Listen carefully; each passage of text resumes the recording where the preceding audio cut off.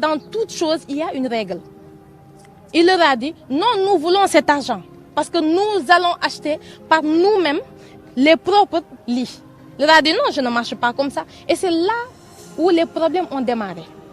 Et après quelques jours, une caravane a été organisée par le MED. Moi, je faisais partie de cette caravane. Et Doudou Ka leur a donné 10 à 12 millions, si je ne me trompe pas, pour organiser une caravane durant la période de Tabaski.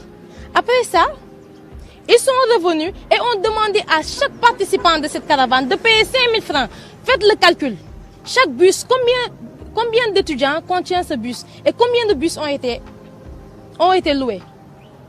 Pour montrer à quel point il y a une malhonnêteté de nos dirigeants qui nous utilisent chaque jour pour enrichir leurs poches, ce que nous n'accepterons pas.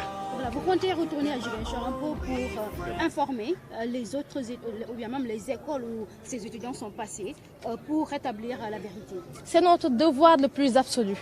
Parce que nous, d'abord, habitons à Ziguinchor. Nous avons étudié à Ziguinchor. Moi, j'ai fait le lycée Charles Wanga. Et je n'accepterai pas que mes petits frères et mes petites sœurs soient utilisés comme des objets par certains membres qui sont aussi accompagnés de nervis, de Doudou Ka, pour les déloger et se mettre devant la mairie et dire des choses qui ne sont pas vraies. Okay. Est-ce que certains parmi vous font partie de l'amicale? Oui. Moi, je fais partie de l'amicale et tous ceux qui sont là sont des membres de l'amicale. Vous voyez ce monsieur, ceci est une carte de l'amicale du MED.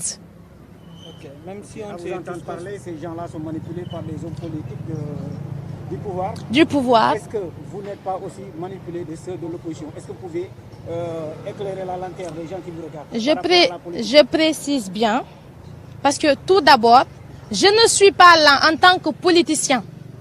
Je ne donne pas un discours politicien, mais je donne un discours d'une étudiante de Ziguinchor qui a vu une injustice se passer dans sa localité et qui la dénonce. Donc, pour préciser, M. Ousmane Sonko, avant d'être le candidat d'une coalition ou bien le président d'un parti, est tout d'abord le maire de Ziguinchor et nous lui devons ce respect, car nous sommes Ziguinchorois. Ok, même si nous savons tous que ce contrat n'est pas une obligation pour la mairie, oui. Est-ce que vous avez fait des plans d'action pour éteindre ce torchon qui brûle entre le maire et certains étudiants?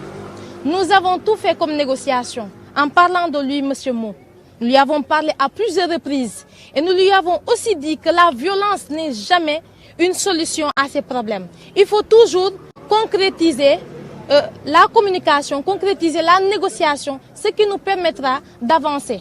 Mais apparemment, ce qu'on a remarqué, c'est que ça ne fait pas partie de son plan d'action. Lui, il a un programme bien défini et c'est de mettre le chaos à Ziguinchor. Est-ce que vous pouvez confirmer que certains parmi ces étudiants-là ne sont pas de la région? Oui, certains de ces étudiants qui ont manifesté à Ziguinchor ne sont pas de la région. Je ne dis pas que certains étudiants, mais parce qu'il y a certains éléments qui sont là-bas qui ne sont pas étudiants. Je peux préciser, j'ai vu un des membres que je connais très bien et qui habite à Grand Dakar. Je ne vais pas faire sa promotion. Un militant de Doudou Ka, et je vous communiquerai sa photo pour que vous puissiez publier, qui n'est pas étudiant, qui n'a jamais fait les bancs et qui était parmi la foule qui accompagnait ses élèves et étudiants du lycée Djignabo. Merci.